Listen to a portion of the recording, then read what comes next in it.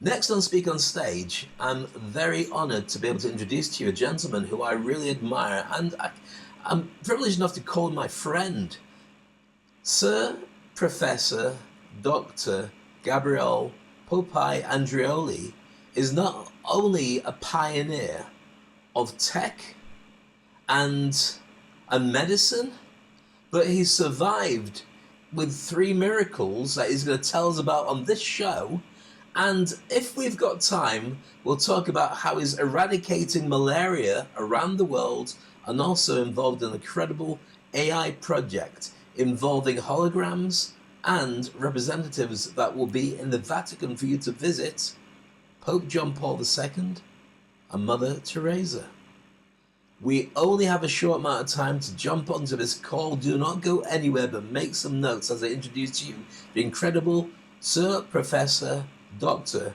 Gabriele here on Speak on Stage.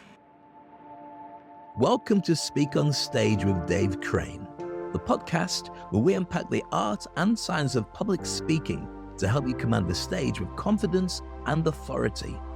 I'm your host, Dave Crane, and as a seasoned speaker, coach, and entertainer, I've had the privilege of helping thousands of individuals like you to unlock their true potential on stage all around the world. Each week, we'll bring you candid conversations with industry experts, successful speakers, and thought leaders, delving into proven strategies, practical tips, and personal anecdotes to empower you to become a captivating communicator.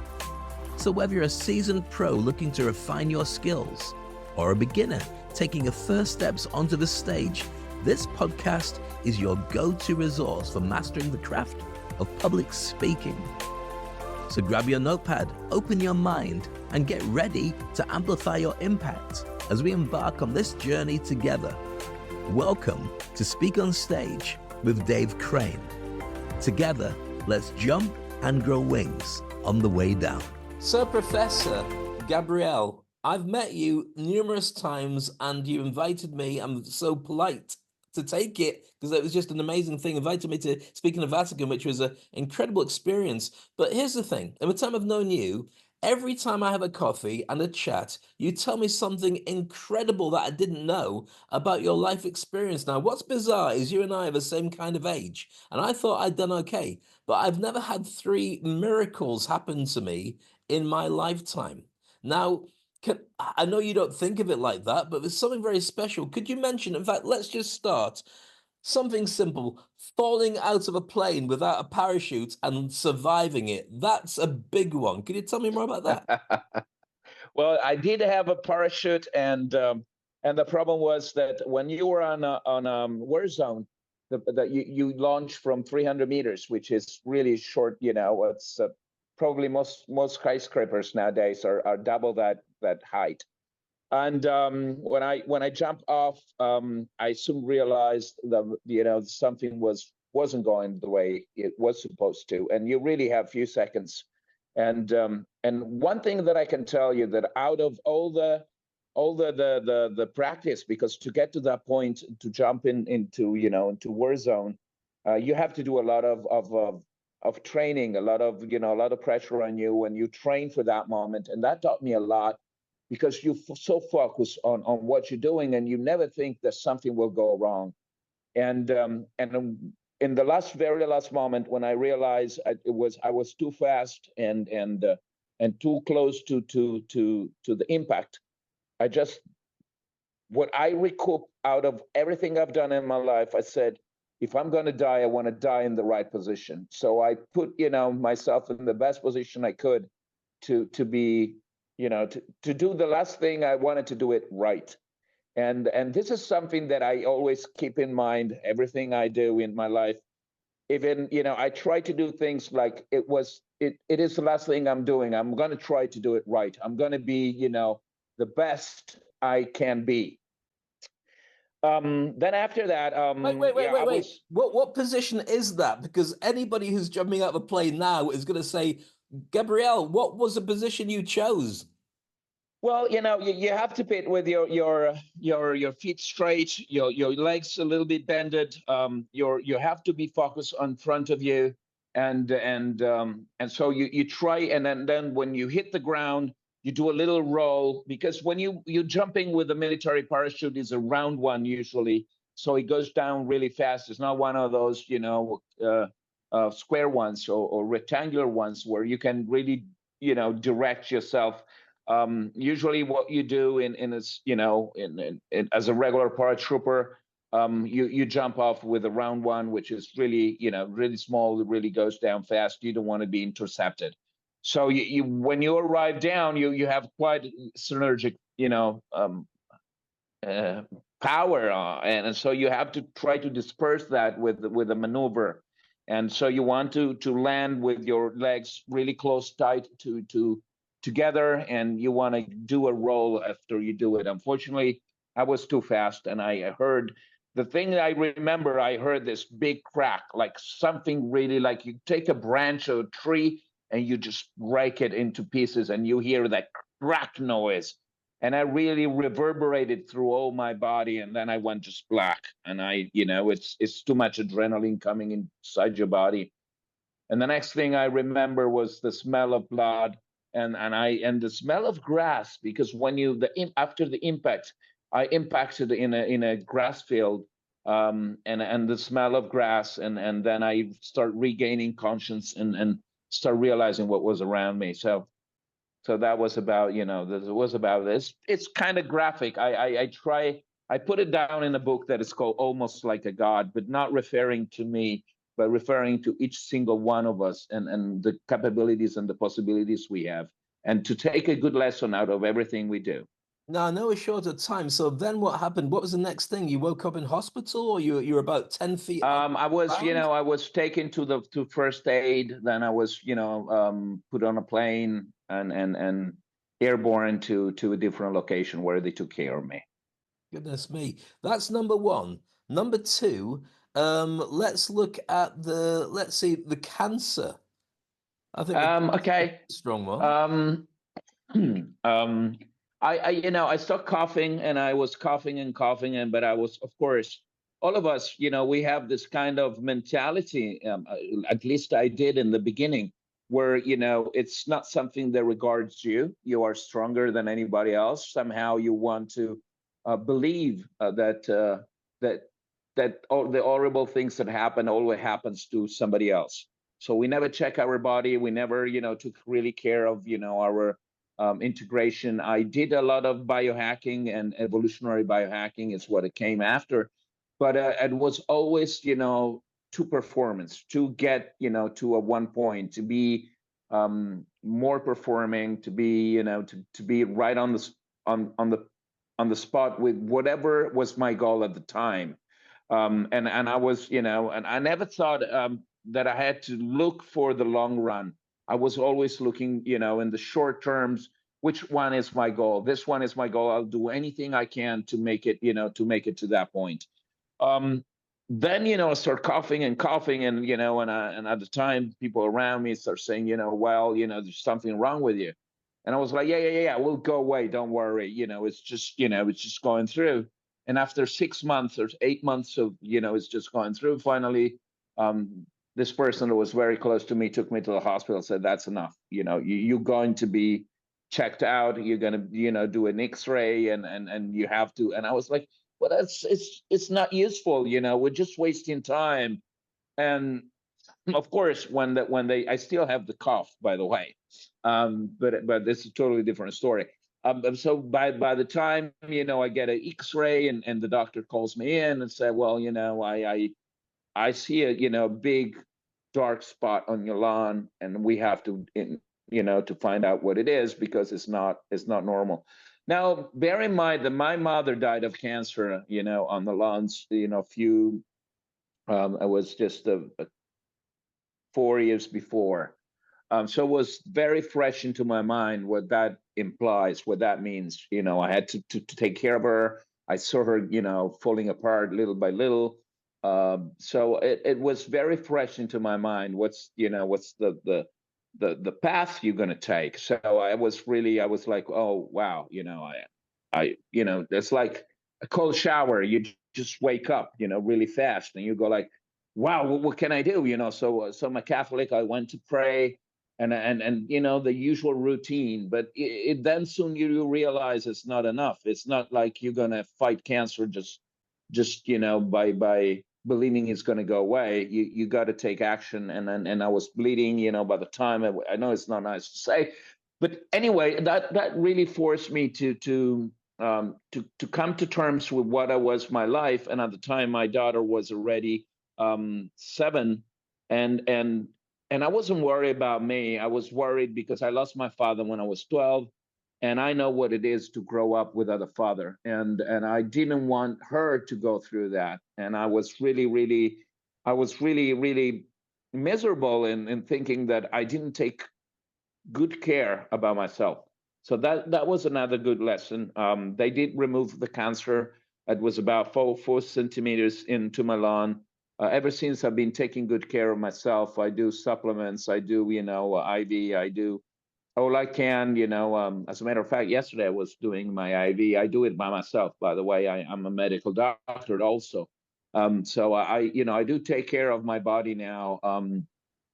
Maybe not as much as I should, but I slow down on pretending, and I do more of the focusing on taking care of my body day by day. And so yeah, this is another one that I don't want to say it's a miracle, but they really did. They were really worried about what was going on. They didn't know what was happening. They didn't know where it was really. They couldn't find out, although they did a lot of examinations.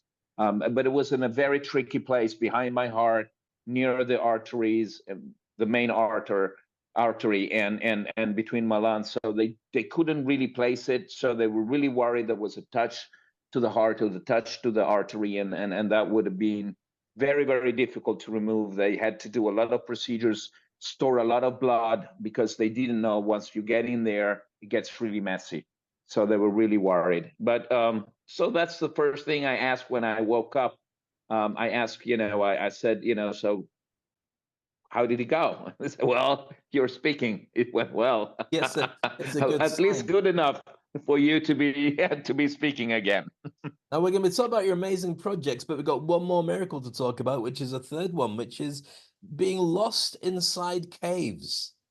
What's the story Yes. behind that? Yeah. Well, I was working at the time, and and we had to take some evidence. So we went to this cave that was about 47 meters deep, underwater. And as we approached the entrance of the cave, I light, my camera. I had lights on. We have all the gears. We were ready. One after the other. We were supposed to get in, and I was the first one, because you don't want to have anybody before you to kind of mess around with the surroundings. And we wanted to take evidence of how the cave was, and what was going on, and if anybody had done anything. I cannot go into details, but it was very important for us to get evidence of what was going on. And and I halfway in, my lights shut off, and immediately everything went really dark, and I realized there was something wrong, because usually what happens is, even if your light goes down, you'll have the lights of the other people, so it never goes really pitch black. And at that point, I realized that everything was pitch black. I couldn't even see where I was, or and you're inside a cave, so underwater, so it's kind of you lose kind of your referrals, and your balance is you're flotating in water. So I was like, okay, it's all right. And but I knew something was wrong already. I checked the lights on the camera, didn't go on. And I said, okay, well, no problem. I have a backup light inside my jacket. And I reached for the backup jacket, and I don't know why it was flooded again. And so even that light didn't work.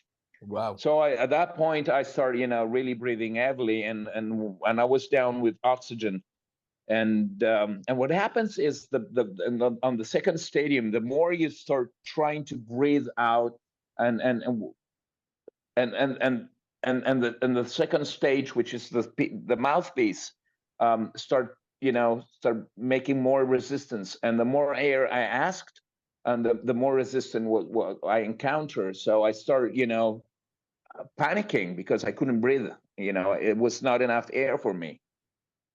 And I don't know why I dropped my equipment. I went like, I get it. I have to get out. I don't know why my primordial mind took over me. And instead of being cool and trying to find a solution to that or wait for assistance, I just went like berserk. I don't know. I went like, okay, I have to get out of here now. So I was in the middle of nowhere in the dark, in this kind of a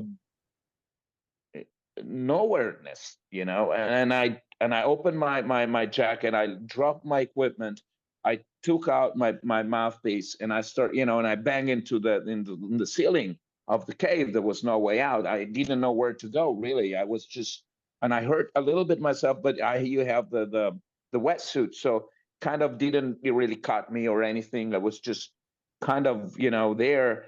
But as I stopped breathing, as I stopped trying to breathe into this thing, as I detach, I transcend into my existence.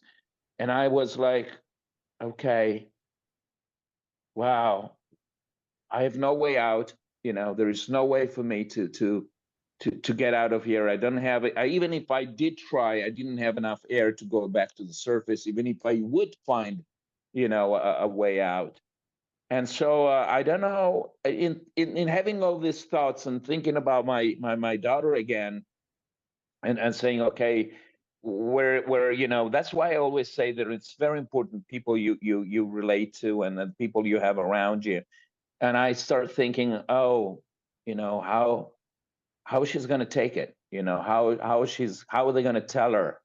And to be honest, by the time I start thinking, it was just we're talking milliseconds. We're talking not really long time, but it seems like a very long period of time. But then I realized how, as relative is time when really big things are happening. When I was falling down, in the sky, and I was, and I had all the time in the world to understand and look at myself and make decisions and relive my life. And at the same time, in the middle, in the deep sea, I had the same experiences. So I come down. I reach out for my mouthpiece. I put it back in, and I was calm. And I was like, oh my God, I'm gonna wait here until somebody finds me, or as soon as I recoup orientation, I will guide myself out of here. Something good will happen. I believe I can do it. And so I kneel down, and as I'm, putting everything back together and tightening my jacket and everything, I see a light, crossing the cave, the dark, and I turn around, and was my captain, and he asked me, with the sign, he was like, everything okay? And I say, yeah, everything okay. So he said, follow me. And I pretend like nothing happened, and then they escorted me outside, and there were more tanks, over there, to the, we had a rope going down, to the bottom of the sea, but we have tanks attached. So, yeah, so that was, that was intense. Wow. Oh my goodness. So there's three stories that you've shared. Now I know that you're a great speaker. I've seen you on many stages. You travel around the world telling people about the incredible things that you're working on. And I know you as somebody who doesn't give up. All you need to know is that it will happen and you go for it. Two projects I'm fascinated by, one of which is Transcend, and the other one is Hit Malaria. Now we've only got a short amount of time. We'd like to share in 60 seconds or so, but we'll talk about more in the future. Hit Malaria. What is that project? Hit Malaria is a great project that started out at the Pontifical Academy of Science, where you've been invited, and you were so kind to come and share your experience and your ideas. And when we were there, we started talking about what can we do with HIT, with holographic information transfer technology. And one of the things that came out along the research with Dario Spera, which is the inventor of HIT, holographic information transfer, that we could, with electromagnetic signals, selectively hit the plasmodium. And in my mind, I was like, okay, we can hit the plasmodium with electromagnetic signal and so kill the plasmodium and then, get rid of malaria in 5 to 7 days. And it's also HIT is also the acronym for holographic information transfer. So I went to, and I was like, oh my God, we can have a project that is called HIT Malaria. And we can do it, to give governments the opportunity to use this technology for free. And, there are 600,000 people dying of malaria every year. There are more than 200 million people getting infected.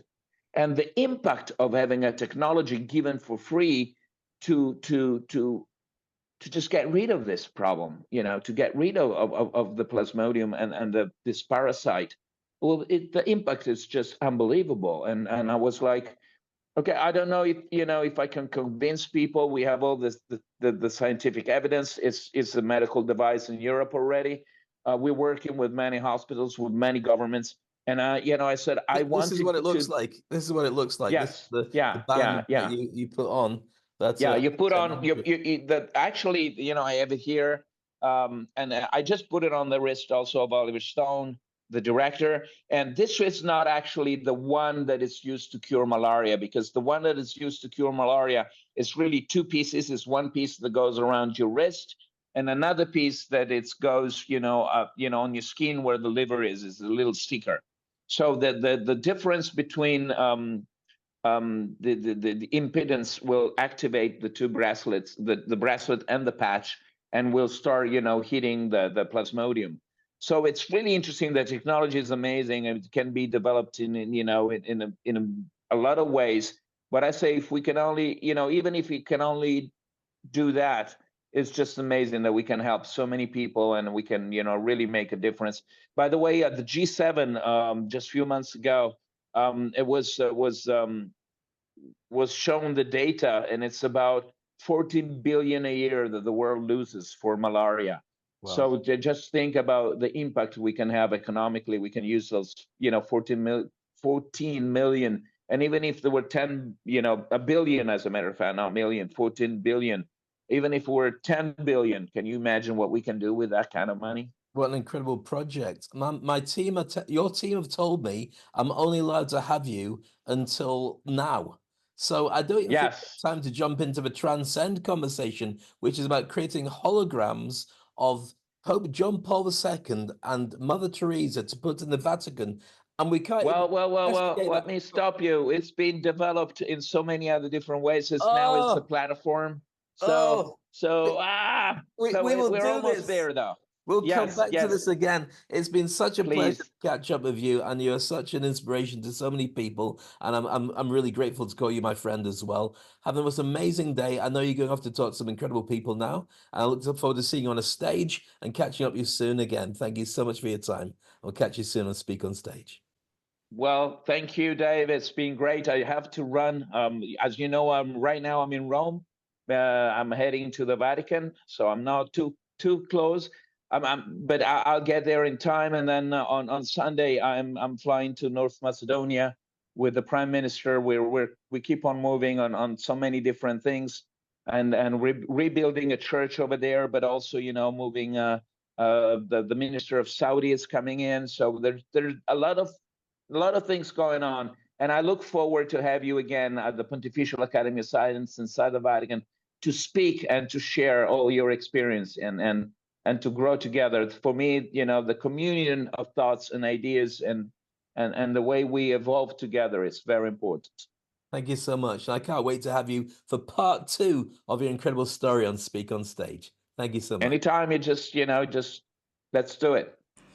So there we are. We ran out of time. Oh my goodness. I wish we could do it again. And we'll bring back part 2 and talk to Gabriele in more detail in the future. His other project is incredible, and as you heard there, it's growing, and I haven't been brought up to speed on it, but I will do. When I find out, I'll share it with you. Maybe it's the ideal AI project for you to get involved with, because worldwide it's going to have an even bigger impact. I can't tell you any more about it. I can just tell you it's going to be huge. And you find out about it first here. I'll give you contact details in the comments below. I'd love to know your thoughts, so make sure you subscribe to future episodes with great thought leaders, and they're only great because of the fact that you're watching the show, and that makes it important for me. I'll teach you how to jump and grow wings on the way down on a further episode of Speak on Stage. Thank you for tuning into another insightful episode of Speak on Stage with Dave Crane. We hope you found today's conversation inspiring and packed with valuable insights to help you to amplify your presence on stage too. And if you enjoyed this episode, please subscribe to the podcast on your favorite platform and leave us a review. Your feedback helps us improve and reach more aspiring speakers just like yourself. Remember, the stage is your platform to shine. And with the right tools and mindset, you can captivate any audience, anywhere. So keep honing your craft, refining your message, and never shy away from the spotlight. Stay tuned for our next episode, where we'll dive even deeper into the world of public speaking and performance. Until then, keep speaking, keep shining, and keep making an impact. This is Dave Crane signing off. See you next time. Speak on Stage.